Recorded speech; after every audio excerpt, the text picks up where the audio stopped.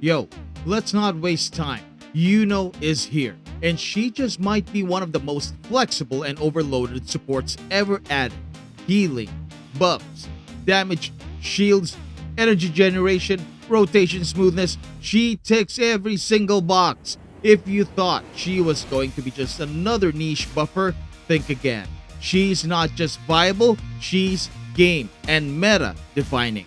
In fact, it's hard to even put her in just one box because she does so many roles at once that she redefines what a sub-DPS can be.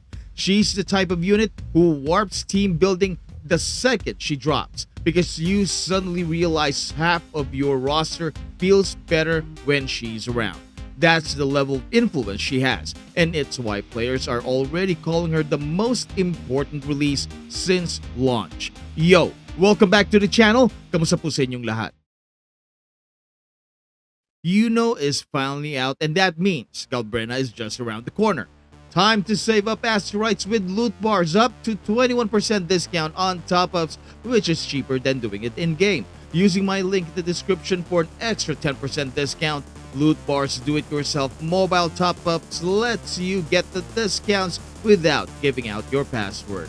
Safe, trusted with high trust pilot scores and quick in delivery, Loot Bar has you covered from Lunite subscriptions, battle passes to Lunite fill-ups. Hit that link in the description because Yuno's kit sounds complicated when you read it, but the actual gameplay flow is surprisingly smooth. She revolves around her lunar cycles, made up of half moon and new moon states. The regular state barely matters outside of some minor concerto generation, so the real show starts with half moon. You can enter it through her second skill tap or by casting Liberation, and from there, you're just a jump or spacebar press away from New Moon, where the magic really happens. New Moon transforms her into a bow-wielding monster who generates concerto, heals the whole team, and sets up one of the strongest domains in the game. When she spends her forte in New Moon, her bow attacks and enhanced skill taps dish out significant healing and damage. And once her concerto is full, she can unleash a heavy attack called Absolute Fullness, ending the lunar cycle and dropping the full moon domain. This domain generates a stamina, heals over time, and grants the blessing of the One Light whenever shields are created. That buff can stack up to 40% all damage amplification, which is ridiculously strong and particularly synergizes with Augusta's shield mechanics. With just her own skills and inherent passives, Yuno can max out these stacks without effort. Building Forte is straightforward. Intro gives 40 points, Liberation gives 60, and her second skill adds 25. Since the max is 100, it's possible to go straight into New Moon with a full bar at the start of a rotation.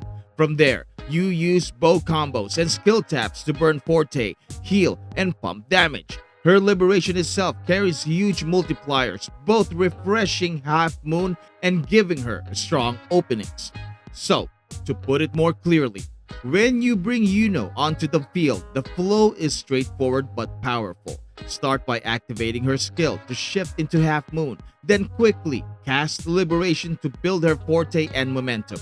From there, trigger New Moon by jumping and immediately continue into her enhanced bow attacks. Mix in her skill taps as you go to maximize healing and damage while steadily filling the concerto bar. Once it reaches full, unleash her Absolute Fullness heavy attack to close out the lunar cycle with massive impact. Drop the full moon domain and then smoothly swap her out for the next character in your rotation, particularly Augusta. And if you want her as a main DPS, you can extend rotations, weave in combos, and still hit hard while enabling your team. Even shorter quick swap rotations exist for comps that don't care about full moon domain, showing just how adaptable and flexible she really is. Now, let's talk scaling.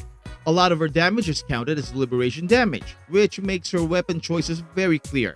Her signature weapon, Moon Gazer, is best in slot. No questions asked. It brings a massive crit rate boost, attack scaling, Liberation damage increase, and defense ignore when shields are gained. Verity's handle, which is the one I'm using, however, is almost just as good, lagging by only about 6% in personal damage and even less in total team damage. If you already own Verities, you can comfortably skip pulling Moongazer and instead consider putting your asteroids into Yuno's sequences. Other 5 stars like Blazing Justice or Tragic Comedy trail behind by about 20%, while FTP options are serviceable but nowhere near the top picks. And that's Yuno basically in a nutshell.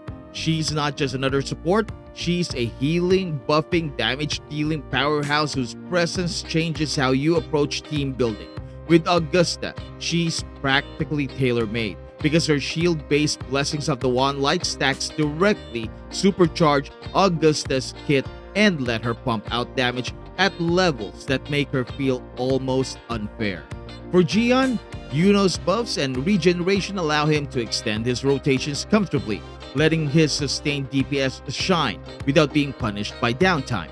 And for Zani, Yuno smooths out her energy issues and complements her spectral role so that she finally feels consistent rather than streaky.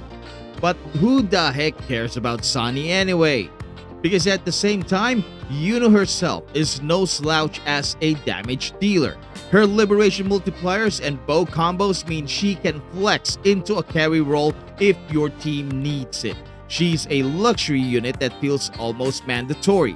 If you care about optimizing endgame, a character like this doesn't just slot into the meta. She actively defines it, sitting at the top as both a premier buffer and a legitimate damage threat. So where is Yuno in the current meta? Right now, she isn't just competing for the crown of best sub-DPS, she's practically sitting on the throne polishing it while glaring at everyone else in the roster.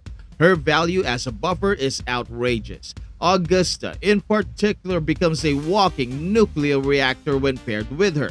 The only supposed flaw is that her strongest all-damage amplification is locked behind that classic gacha paywall. But let's be honest here. Kuro clearly knew what they were doing. If this power boost were free to every player, Yuno wouldn't just warp the meta, she'd put it in a chokehold, suplex it through a table, and then demand Kuro pay her for destroying the game itself. So, we're close to hitting 2,000 subscribers. And if you enjoyed this deep dive into Yuno, hitting that subscribe button would mean the world. Smash like for that tiny 0.000005% full luck increase, and let me know in the comments how you're planning to build your Yuno. Subscribe if you're not yet and hit that bell for added crit damage. Thank you so much for watching. Maraming salamat po, and I will see you in the next video drop. Goodbye.